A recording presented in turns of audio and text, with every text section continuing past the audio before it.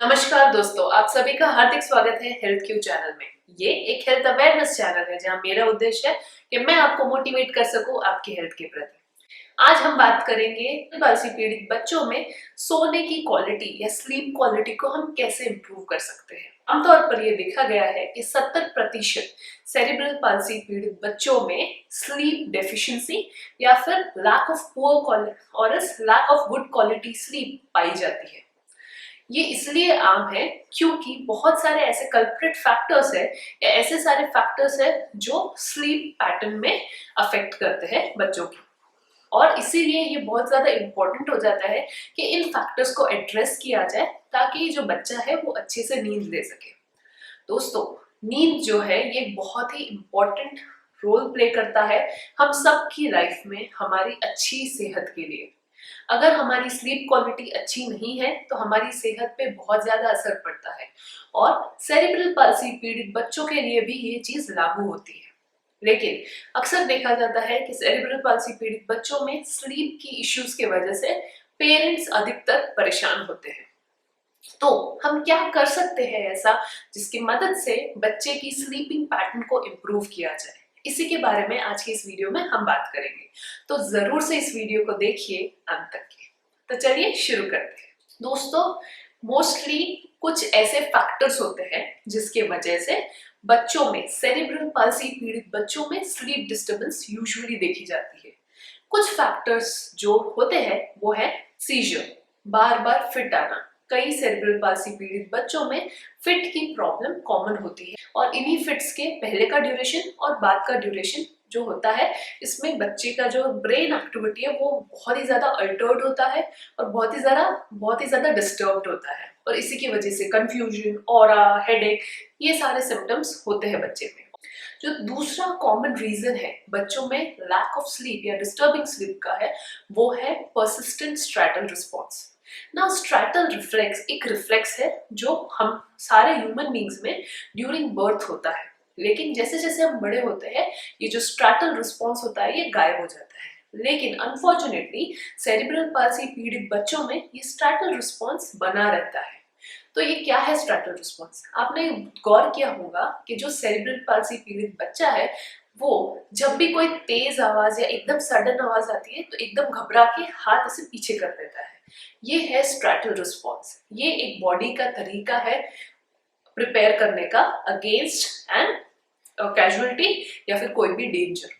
और ये बच्चों में प्रेजेंट होता है, लेकिन जैसे जैसे हम बड़े हो जाते हैं ये गायब हो जाता है। लेकिन जबकि ये सीपी बच्चों में प्रेजेंट रहता है, कई बार जब बच्चा सो रहा होता है और एकदम से कोई सडन लाउड नॉइज आता है तो ये स्ट्रैटल रिस्पॉन्स की वजह से बच्चा एकदम घबरा जाता है, हाथ पीछे कर देता है और उठ जाता है। और ये भी एक बहुत इंपॉर्टेंट कल्प्रिट है सीपी बच्चे में पुअर स्लीप का। इसके अलावा मसल स्पाज्म भी एक कॉमन प्रॉब्लम है। स्पास्टिसिटी के चलते, लैक ऑफ पुअर कंट्रोल के चलते जो मसल्स है ये टाइट होते हैं, वीक होते हैं और इसलिए बहुत ही आसानी से स्पाज्म में चले जाते हैं या सिकुड़ जाते हैं। और इस सिकुड़ने की वजह से ही मसल्स में पेन काफी होता है बच्चों को। स्पेशली जब बच्चे ऑकवर्ड पोजीशन या एक पोजीशन में ज्यादा देर तक के रहते हैं तो ये दर्द धीरे धीरे बढ़ने लगता है और इस दर्द के कारण भी बच्चा ठीक से नहीं सो पाता। इवन अगर बच्चे के अंदर डिफॉर्मिटी या कॉन्ट्रैक्चर बनने शुरू हो गए हैं तो जॉइंट पेन भी एक कॉमन इश्यू है जो सेरिब्रल पाल्सी पीड़ित बच्चों में होता है और ये दर्द की वजह से बच्चा नहीं सो पाता। अगर बच्चे को ब्रीदिंग इश्यूज होती है तो भी बच्चा सो नहीं पाता है। ब्रीदिंग इश्यूज होती है अगेन स्पास्टिसिटी और स्पाज्म ऑफ रेस्पिरेटरी मसल्स, यानी वो मसल्स जो हमारे सांस लेने के लिए काम आते हैं। जब इन मसल्स में स्पास्टिसिटी और स्पाज्म होता है तो बच्चा ठीक से सांस नहीं ले पाता है, स्पेशली सोते वक्त, और उसके वजह से बच्चे को ब्रीदिंग इश्यू होती है। कई बार बच्चा जब सीधा लेटता है तो जो मसल्स है रेस्पिरेटरी मसल्स ये ठीक से काम नहीं कर पाते और इसी की वजह से बच्चे को ब्रीदिंग डिफिकल्टी होती है, जिसके वजह से बच्चे को स्लीप डिस्टर्बेंस देखी जाती है। और इसके साथ ही साथ पेट के रिलेटेड इश्यूज जैसे कॉन्स्टिपेशन, डायरिया, इन सारे चीजों की वजह से या पुअर न्यूट्रिशन या पुअर डाइजेशन ऑफ फूड की वजह से भी, ब्लोटिंग की वजह से भी बच्चे को स्लीप में इश्यूज देखी जाती है। तो ये थे कुछ कल्प्रिट्स जिसके वजह से स्लीप इश्यू देखी जाती है। अब बात करते हैं इसके लिए हम क्या कर सकते हैं। वैसे तो इसका सोल्यूशन इतना ज्यादा स्ट्रेट फॉरवर्ड नहीं है, बहुत ही ट्रिकी है, लेकिन अगर आप परसिस्टेंटली काम करते हो, अच्छे से ऑब्जर्व करते हो और अपने फिजियोथेरेपिस्ट को साथ में रखते हुए इन सारी चीजों को एड्रेस करने की कोशिश करते हो, तो जरूर से इन सारी प्रॉब्लम से डील किया जा सकता है। तो आज चलिए बात करते हैं कुछ ऐसी टिप्स के बारे में जिसकी मदद से आप आपके बच्चे को मदद कर सकते हो बेहतर स्लीप लाने में। सबसे पहली चीज जो आपने करनी है वो है आइडेंटिफिकेशन ऑफ कल्प्रिट। ये बहुत ज्यादा जरूरी है। ये इतना इम्पोर्टेंट है कि अगर आप कल्प्रिट को पहचान लेते हो और उसी को एड्रेस कर देते हो तो ऑटोमेटिकली प्रॉब्लम सॉल्व हो जाएगी। फॉर एग्जाम्पल, अगर बच्चे को बार बार फिट्स के इश्यू हो रहे हैं, बार बार फिट्स आ रहे हैं, तो इसकी दवाई की मदद से इसका ट्रीटमेंट करना जरूरी हो जाता है। और जब भी आप मेडिकल मैनेजमेंट ले लोगे तो ऑटोमेटिकली फिट्स के जो रेट है ये कम हो जाएंगी और बच्चा आसानी से सो पाएगा। इसी तरीके से अगर बेडिंग इश्यू है या जो बेड पे बच्चा सो रहा है, जो पोजीशन है, ये इश्यू है, अगर आप इसको सॉल्व कर देते हो तो ऑटोमेटिकली बच्चा अच्छे से सो पाएगा। इसीलिए इसका अवेयरनेस होना जरूरी है, इसका आइडेंटिफिकेशन होना जरूरी है कि किन कारणों की वजह से बच्चा ठीक से नहीं सो पा रहा है। चाहिए तो आप अपने फिजियोथेरेपिस्ट या पीडियाट्रिशियन की मदद ले सकते हो इन चीजों को फाइंड आउट करने में और उसके अकॉर्डिंगली फिर उन चीजों को सॉल्व करने में भी। तो ये थी पहली टिप। अब बढ़ते हैं दूसरी टिप पे, जो है start with daily sleep diary. जो दूसरी चीज आपने करनी है वो है एक स्लीप डायरी मेंटेन करनी है। ये फोकस से या ये ध्यान रखना है कि बच्चे की स्लीप पैटर्न आखिर है कैसी, कौन सी चीजें हैं जो बच्चा आमतौर पे सोने के पहले करता है, कौन सी चीजें हैं जिसकी वजह से बच्चा यूजुअली उठ जाता है, कौन सी चीजें हैं जिसके वजह से या जो खाने की वजह से बच्चे को नींद नहीं आ रही। ये आप तभी पता कर पाओगे जब आप अपने बच्चे को कुछ दिनों के लिए रेगुलरली ऑब्जर्व करोगे। और ये पॉसिबल है एक नोटबुक मेंटेन करके। एक नोटबुक में कुछ पॉइंट्स को ध्यान रखें और उन पॉइंट्स को डेली नोट डाउन करें। जैसे कि बच्चा आमतौर पर कितने बजे सोता है, पॉइंट है कितने देर तक के लिए बच्चा सोता है, या वो 3 घंटे है, 6 घंटे है, 9 घंटे है, कितनी नींद ले रहा है, पूरे नींद के दौरान कितने बार बच्चा उठ रहा है। आप ये भी मेंटेन करें कि बच्चा सोने के 2 घंटे के पहले क्या क्या एक्टिविटीज करता है।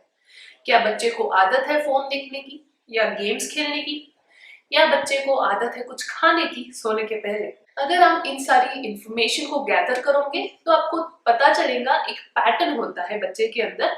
जो पैटर्न अगर हम चेंज कर लेते हैं, इसको मॉडिफाई कर लेते हैं, तो आप स्लीप क्वालिटी को काफी हद तक की इम्प्रूव कर सकते हो।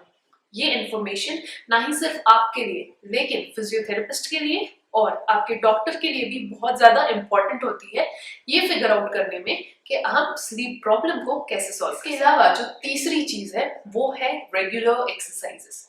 ये रिसर्च पेपर्स में प्रूव हो चुका है कि रेगुलर एक्सरसाइज करने की मदद से इंसान को अच्छी नींद आती है और ये चीज सेरेब्रल पाल्सी पीड़ित बच्चे में भी अप्लाई होती है। हमेशा ये ध्यान रखें कि डेली, भले ही थोड़ी देर के लिए ही सही, लेकिन बच्चा कुछ तरीके की फिजिकल एक्टिविटी करे। बच्चे को फ्री या आइडली ना बैठने दें।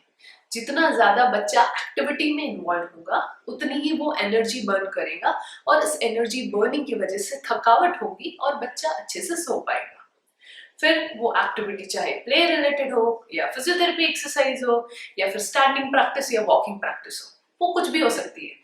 लेकिन जो आइडिया है यहाँ पे वो है बच्चे की एनर्जी को बर्न डाउन करना, कैलोरीज को बर्न करना। जब कैलोरीज बर्न होंगी, मसल्स थकेंगे और तभी उसे सोने की नीड या सोने की जरूरत पैदा होती है। जो अगली चीज आपने करनी है वो है बच्चे की खाने की हैबिट्स पे भी ध्यान रखना। सेरेब्रल पाल्सी बच्चों में न्यूट्रिशन रिलेटेड काफी इश्यूज देखे जाते हैं। ये होता है यूजुअली स्वेलोइंग डिफिकल्टी की वजह से, डाइजेशन इश्यूज की वजह से भी। जैसे कि बच्चे ठीक से स्वेलो नहीं कर पाते हैं, इसलिए वो जो एडिक्वेट न्यूट्रिशन बच्चे के अंदर जाना चाहिए वो कहीं ना कहीं मिस आउट हो जाता है और इसके वजह से भी स्लीप को अफेक्ट होता है क्योंकि पूरा डाइजेस्टिव सिस्टम ठीक से काम नहीं कर पाता। इसलिए ये जरूरी है कि बच्चे के न्यूट्रिशन पे ध्यान दिया जाए। हो सके तो जो मील प्लान आप करते हो बच्चे की, उसमें ध्यान रखें कि जो सारे कंपोनेंट्स होते हैं फूड के, प्रोटीन्स, विटामिन्स, मिनरल्स, ये सारा कुछ उसमें इन्वॉल्व हो। और एक चीज जो ध्यान रखनी है वो है, इंस्टेड ऑफ बच्चा 3 बड़ी मील्स खाए पूरे दिन में, इसके बदले आप इन मील्स को छोटे छोटे पोर्शन में डिवाइड कर सकते हो। इससे बच्चे को आसानी होगी खाने में भी, जो क्वांटिटी में जाएगा, और उसे पचाने में भी। जब बच्चा अच्छे से खाना पचा पाएगा तभी उसे जो दूसरे डाइजेस्टिव सिस्टम रिलेटेड इशू है, जैसे कॉन्स्टिपेशन है या ब्लॉटिंग है, इन तरीके की प्रॉब्लम नहीं होगी। अगर जरूरत पड़े तो जरूर से क्लिनिकल न्यूट्रिशनिस्ट की सलाह जरूर लें और बच्चे के लिए एक अच्छा सा मील प्लान बनाएं जिसमें timings, frequency, quantity of food और क्वालिटी ऑफ फूड पे फोकस किया गया हो। अगली चीज जो आपने करनी है वो है creating a calming bed time routine.